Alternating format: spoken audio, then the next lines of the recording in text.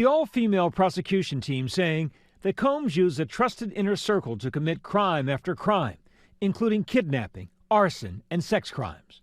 Prosecutor Emily Johnson saying, "This is Sean Combs. To the public, he was Puff Daddy or Diddy, a cultural icon, a businessman larger than life. But there was another side to him, a side that ran a criminal enterprise."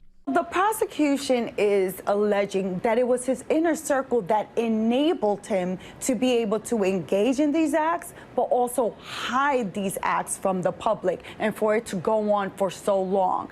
At least 3 alleged victims of Diddy are expected to testify, including Cassie, and a woman prosecutors are referring to as Jane.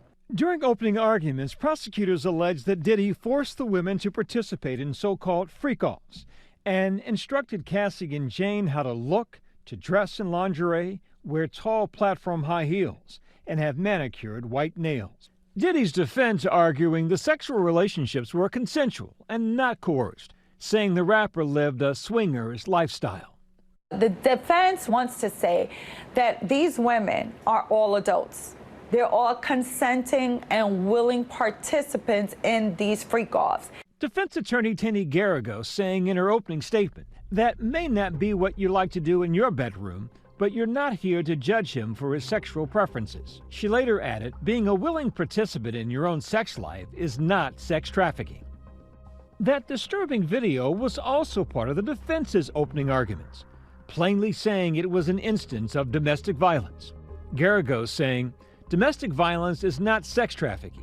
Had he been charged with domestic violence, had he been charged with assault, we would not be here right now." The defense said that Sean Combs may be a lot of things. He may have committed domestic violence, but those aren't the crimes the defense said that he's charged with.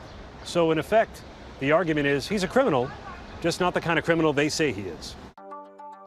The first testimony in the trial taking jurors to Los Angeles, March 2016, in the hotel where that surveillance video was taken. The first witness, an LAPD officer who worked security at the hotel, he says he responded to a call for a woman in distress on the 6th floor.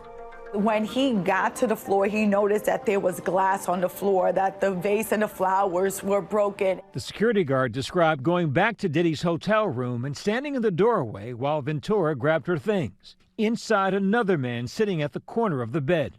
So from the very start, the first witness brings the jury into that hallway where he said Sean Combs looked at him with a devilish stare and Cassie Ventura had a purple eye.